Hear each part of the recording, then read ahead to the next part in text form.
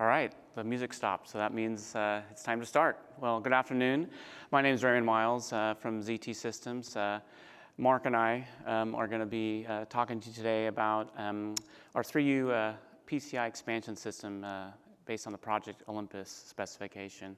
I'm just going to kind of go through and do a quick introduction, then hand it over to Mark to get into the technical details. The intent of this session is to be, talk really into the system architecture and design elements that ZT did to bring this product to market.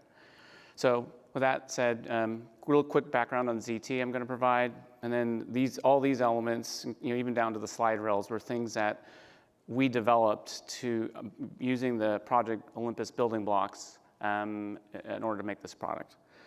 Real quick background on ZT. So founded in 1994 in Secaucus, New Jersey. We are a private company that originally had our start in desktops and shifted to servers about 10 years ago, and have had really a wonderful business built out of that with very much the focus on these hyperscale cloud customers.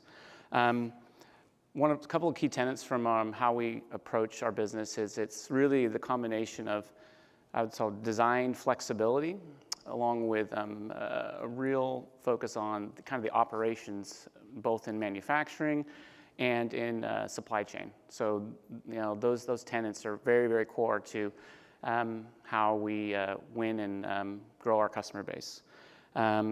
We also have a services team that goes out and supports our products in the field in, many, many countries. But again, all these things to support our customer base. And finally, that we do a lot of work with fellow partners and suppliers, and have a broad base of vendor partners in our ecosystem. Real quick history from ZT on OCP. So we've been engaged since 2012. So that's 7-8 years now. Gold member since 2014. Been involved in many of these summits over the years, as well as working on some of these products on the scene. That top one is a storage platform that we built, and the other one there is based on the Mount Olympus spec. And today we're going to talk about the third one there, the XPO 200. So with that, I'm going to hand the mic over to Mark, and he's going to get into the system details.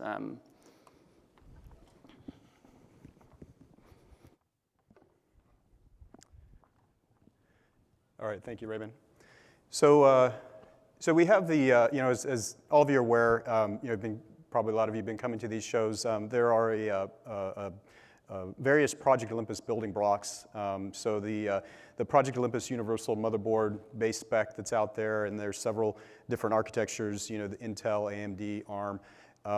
And the idea is that, what we want to do is we want to take these building blocks like the motherboards, the Project Olympus 1 kilowatt, 1U power supplies, the Universal Power Management Power Distribution Unit, the 19-inch standard rack, and the rack manager, and sort of use these things to build additional systems. So you're familiar with the 1U system that Raymond had shown there. What we did is we looked at creating a 3U version of that. So basically taking kind of the 1U building blocks and scaling it up. So what this is this is our 3U PCIe expansion server that is fully Project Olympus rack compatible. So it supports the Project Olympus motherboards. It supports the blind mate sliding into the Project Olympus rack with a vertical PMDU. Now, because of this size of the system, it's intended as a PCI expansion box, so you're going to have a lot of high power cards. So the 1 kilowatt power supply for the 1U is just not sufficient. So we actually had to use 3 power supplies. And so we have the 3 power supplies that we feed into a power distribution board, and we used basically common droop sharing to share the load. So this is a common 12-volt plane that supports power to all of the devices. So motherboard, fans, PCI cards, risers. So it supports, in this particular configuration, supports 6 dual rotor fans, but can support up to 8. And we also have the slide rail kits for smoother travel, during pulling in and out during service.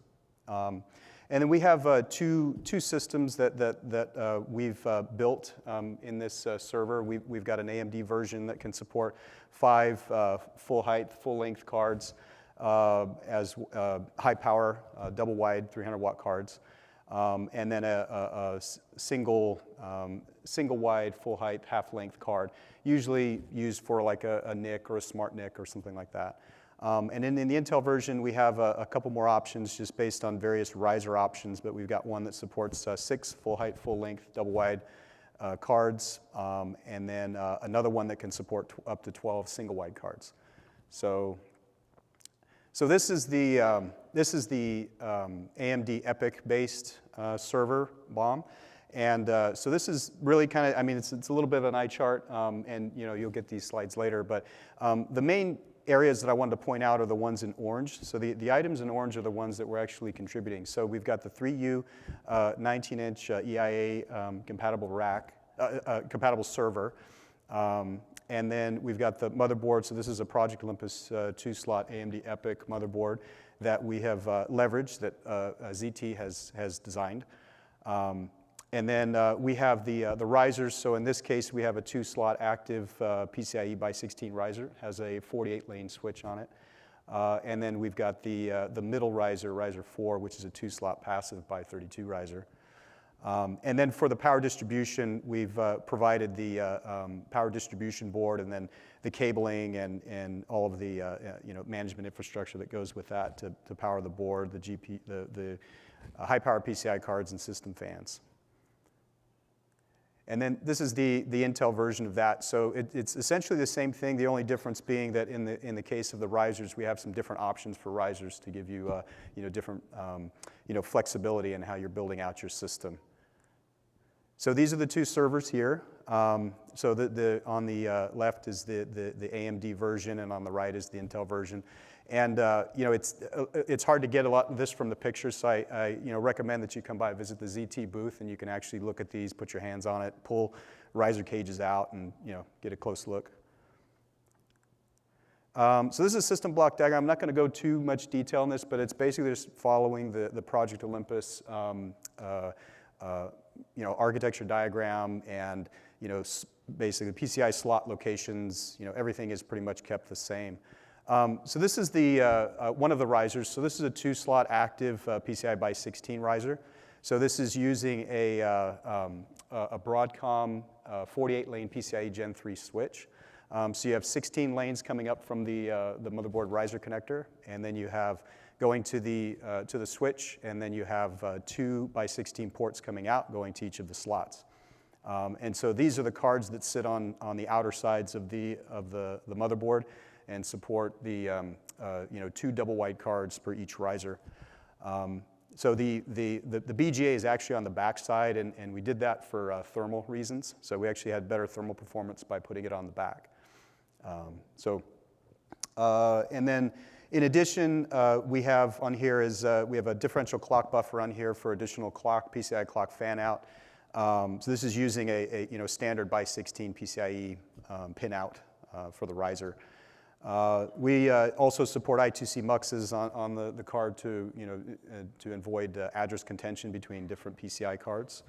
And then, so this is an 8-layer stack up using mid-loss material. And then there's an enclosed cage, a riser cage that's used for retaining the cards and servicing out of the chassis. So this is the 2-slot passive. So this is the middle riser that goes in the system. So this is a by 32 riser card layout. So this is getting no active components on this one. It gets the 32 lanes directly from the processor. And so this one here is intended to support a NIC or a smart NIC on the lower slot. This is only a half-length, full-height slot down here. And then you can support a double-wide high-power PCI card up here. So, kind of limited on time, so I'm going to kind of pick it up a little bit. So these are some other options. So just wanted to show you, that there's a lot of flexibility here. So depending on your system needs and your configurations, we have a lot of different cards here. Mainly the 4-slot and 5-slot cards. These are intended for single wide, by 16 cards. So in the Intel server that I showed you, there's up to 12 PCIe by 16 single wide cards that can be supported. And then the other cards like the 2-slot and the 3-slot active, those are typically for double wide cards where we have the PCIe slots spaced out. So in this case here we have, sometimes you may be needing additional PCI lanes, but you've run out of PCI risers to feed up to your riser cards. So in this case here, on the Intel motherboard, there's only a by 16 riser in the middle, and so it wasn't enough we wanted to get more lanes up to that riser, and so we took advantage of a couple of by 8 PCI slots on the motherboard, and we built a by 8 sliver to PCI Edge connector cable. So we're able to plug it into the PCIe connectors and then just cable up to the riser card so that we can feed either another PCIe switch or another by 16 slot. And this is something that we partnered with Tyco Electronics on. And then this is the I2C block diagram again. A lot of detail here. You can probably look at this later, but the main takeaway here is that we needed to use muxes in order to make sure we keep all of the PCIe devices separate so that so we can avoid address contention. So I think that's, let's see, and then clock block diagram. So we have clock differential buffers on these risers, so for additional clock fan out, because again, we're making use of existing PCIe connectors that only have one clock. So we added additional clock buffer for additional clocks to each of these slots. And we've done a lot of testing on this, and we've found that the PLL bypass mode is the best mode. When we enabled the high bandwidth or low bandwidth, we actually saw an increase in jitter. And so we found that the best was to put it in PLL bypass mode. So that's what we have by default, but we actually have resistor stuffing options on the cards if needed to swap it out, depending on the different clock topologies. This is the power distribution board. So on the power distribution board, we have, like I mentioned, we have 12 volts coming from 3 of the 1 kilowatt power supplies. So we've got a lot of power coming into here, but we use passive droop sharing. We don't have any voltage sense points or any current share signals to support the load balancing. We actually just use passive droop sharing, and we've found that it actually works very well. So we can, I think that we set the maximum of this system about 2,400 watts. That kind of gives us a good safe value from the 3 kilowatt, where if we lose one of the modules. So inside the Project Olympus power supplies, there are 3 340 watt modules. And so in a normal 1U server, they support a 2+1 redundancy. So if one of the modules inside the silver box fail, you have 2 to take it over. So you have 680 watts. In this case, because we have 3 silver boxes, we actually have 9 power modules. So so we support an 8+1 redundancy model. And so in that, if we support a single 340 watt module, we still have about 2,600 watts there. So that's why we sort of set our system limit at 2,400 watts, just to account for any tolerances in the load balancing. So we include hot swap controllers, and we've got 12 volt current sense circuits for each of the branches. So each of the branches are protected. So the 12 volt branches that go to the system fans, the risers, the high powered PCIe cards, all of these have sense points. So if anything, if there's a current spike detected or anything, we can actually shut it down, shut down that branch, and save the system. So Yeah, so in the 1U system, the fan power actually comes from the motherboard. So the power is delivered to the motherboard, and the motherboard delivers fan power. In our case, everything comes in through the PDB, and fan power is delivered from the power distribution board. So the only power that's going to the motherboard uses itself. The other thing we have is we have all of the management signals that go to the PMDU. The power distribution board carries those and supports the either the pass-through or monitoring of those signals. So fortunately, with using the building block was originally designed as just a single power supply. But fortunately, we were able to figure out how to manage the. So this is the diagram here. So this should be fun to look at later. But what we've done is taken all of the power management signals from the PMDU, and we've sort of merged them and kind of combined them in this logic here. So we're making use of the there's a 1U and 2U power connectors here. Originally, the motherboard, the Project Olympus motherboard, was designed for 2 power supplies, and so we sort of built on that. We turned it into a 3 power supply configuration here. But again, I don't think we have enough time to go over the details of this. But let's see. So the other thing is that we have the slide rails. So the 1U Project Olympus server has T-pin fixed rails that some of you probably have seen. You can slide those in and out. I think those are fine for 30, 35 pounds server. But when you start getting into a 90-pound 3U server, it becomes a little bit of a grind. And so I think that we looked into, and again, a lot of this we partnered with Microsoft on this, and we jointly looked into this with KingSlide and defined a slide rails that really helped create a smoother travel for servicing the server, pulling it in and out. The one thing though is because of the width of the motherboard, we're sort of constrained by the width of the chassis. And so the slide rails we couldn't make very thick. So what we had to do is they're a little bit thinner, and so we could only pull it out about 67% of the way. However, that really covers most of the a lot of the field replaceable units. Most of the high service stuff is in the front portion of the system. But anyway, so that's kind of why you see that there's a split top cover here. So we have the front cover, and then we have a rear cover here that you have where the system fans and the power distribution, those are really the only 2 elements that you can't service. Everything else you can service from the front while the chassis is in the rack. So let's see. Yeah, and so just a quick overview of kind of our plans of recognition of this this platform. So we are working with Microsoft on submitting a 3U server base spec, and so we've been working very closely with the team over there, and we're targeting an OCP acceptance by mid-2019. It could happen sooner. It's just we're kind of depending on how fast it goes through the incubation committee.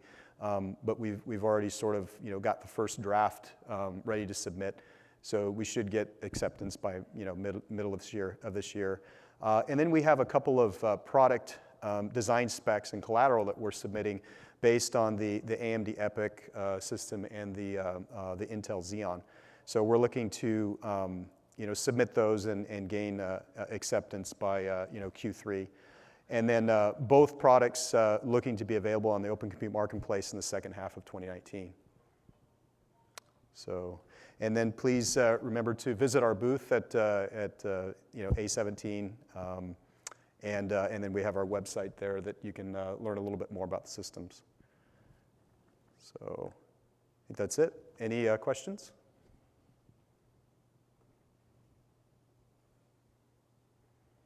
All right, it was all very clear, right? All right, thank you, everyone.